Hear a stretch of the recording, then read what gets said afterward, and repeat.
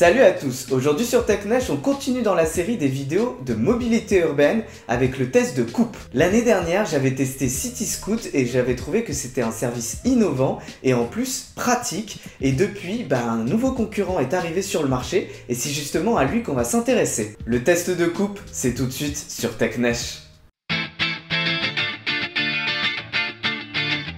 Je suis avec la directrice générale de Coupe France qui va répondre à quelques questions. Bonjour Jérémy. Coupe, c'est un service de scooter électrique à la demande, partagé. Vous téléchargez l'application sur votre téléphone, vous inscrivez en quelques clics. Quand vous avez besoin de vous déplacer, vous ouvrez l'application, vous regardez où est le couple le plus proche de là où vous vous trouvez. Vous le réservez. J'ai réservé mon scooter, il me reste 15 minutes pour aller le chercher et il va falloir que j'active le Bluetooth pour pouvoir le déverrouiller. Vous ouvrez le scooter avec votre smartphone, vous prenez un casque et une charlotte hygiénique qui sont dans le coffre. On met la charlotte, comme ça. Donc j'ai l'air toujours aussi beau avec une charlotte. Juste après, on peut mettre le casque. Alors contrairement à Cityscoot, il n'y a rien pour ajuster le casque. C'est une seule taille. Voilà. Hop. Et voilà, je suis prêt. Coupe a choisi le scooter Gogoro, qui est une marque taïwanaise. Ce sont les scooters les plus performants du marché, qui sont extrêmement innovants, notamment en termes de batterie. Ils ont une grande autonomie. Ils ont un design qui a été conçu spécifiquement pour la mobilité urbaine. Très petit, compact, ils se faufilent partout. Ils ont un centre de gravité bas qui leur assure une bonne stabilité. Ils sont beaux, c'est important aussi. Quelques précisions sur ce scooter et on commence par le tableau de bord. On a donc le niveau de batterie, l'heure, mais aussi le nombre de kilomètres restants. Et vous voyez sur les deux côtés les clignotants. Je vais les activer justement pour vous montrer. Hop, clignotant gauche, donc qui fait ce petit bruit et qui permet de signaler donc qu'on tourne à gauche ou à droite. Ici en fait on a un bouton qui permet d'ouvrir le coffre. Ce bouton là qui sert à rien, a priori il est même pas activé. Ici en fait on peut changer entre le nombre de kilomètres qu'a effectué le scooter, le nombre de kilomètres qui a été effectué depuis la dernière restauration et surtout combien de kilomètres il reste au niveau de la batterie. Et il y a le bouton Smart qui sert à réactiver le Bluetooth parce que parfois il faut savoir que la connexion en Bluetooth ne se fait pas très bien. On va faire un petit tour de Paris avec le couple et on va voir ce que ça vaut. Première étape, on relève le scooter et on enlève la béquille. Donc pour démarrer le scooter, on appuie sur le frein et sur le bouton Go. Ah, le scooter est démarré, on va pouvoir y aller. C'est parti. Premières impressions, franchement c'est hyper maniable et surtout on est très bas par rapport à un Cityscoot. Sur le Cityscoot en fait on a plus une impression de scooter très classique. Là il y a un côté sympa, un côté fun qu'on n'a vraiment pas sur le Cityscoot.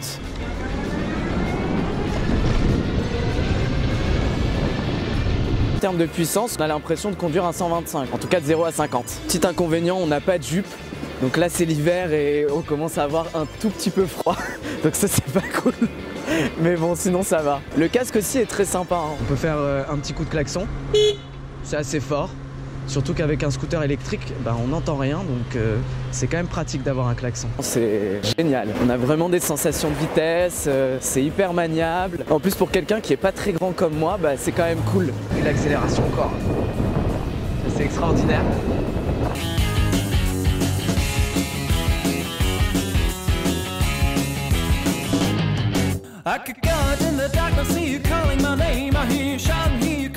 C'est vraiment pour ma vidéo qu'on tourne sur la place des Champs-Élysées. C'est vraiment pas là que j'irais passer avec un couple d'habitude.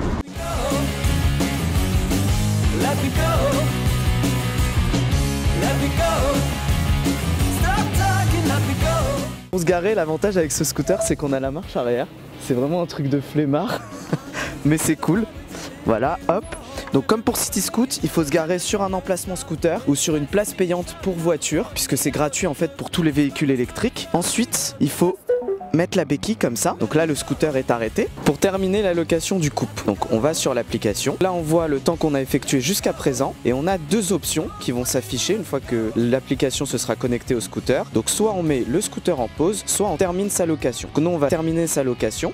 Voilà, donc là il géolocalise le scooter. On vérifie qu'on a bien fait toutes les étapes qui sont affichées. On peut cliquer sur OK et vous voyez donc le montant de la location, le temps qu'on a effectué et donc une validation comme quoi le trajet est bien terminé. Niveau tarif, Coupe se démarque complètement de Cityscoot puisqu'on est facturé dès la première demi-heure 4 € et ça c'est indivisible. Donc on n'est pas facturé à la minute comme avec Cityscoot et les 10 minutes supplémentaires coûtent 1 €. En plus de ça, on a la possibilité d'avoir un forfait à la journée ou à la nuit qui vous coûtera 25 € ou 15 € pour la nuit. Niveau horaire de réservation, il y a un point incroyable sur Coop, c'est qu'on peut le réserver à n'importe quelle heure. Le service est dispo 24 h sur 24, 7 jours sur 7 versus Cityscoot où on est réduit à une plage horaire de 7 h à minuit. En termes de zone où on peut garer le scooter et prendre le scooter, forcément c'est plus réduit que Cityscoot puisque Coop est plus jeune.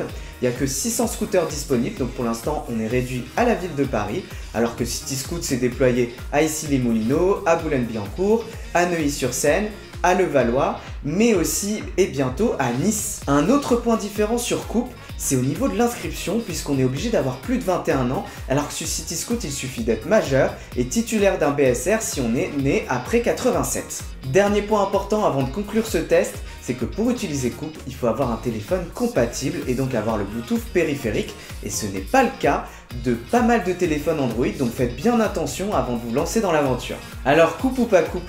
Carrément Coop, et l'avantage c'est que c'est pas un simple concurrent de Cityscoot, c'est une vraie alternative qui propose une expérience fun et sympa et surtout qui au-dessus de 20 minutes commence à être plus intéressant d'un point de vue tarification que Cityscoot. Par contre, il y a quelques inconvénients sur Coop, à commencer par le fait que Coop ne soit pas compatible avec tous les téléphones du marché, ce qui est un point gênant, et puis en plus j'ai remarqué quelques bugs sur l'application que j'avais pas constaté sur Cityscoot, mais ça a priori c'est en cours de résolution. Une zone beaucoup plus réduite, la jupe qui n'est pas disponible. On réfléchit à mettre des petites jupes pour avoir un petit peu moins froid l'hiver.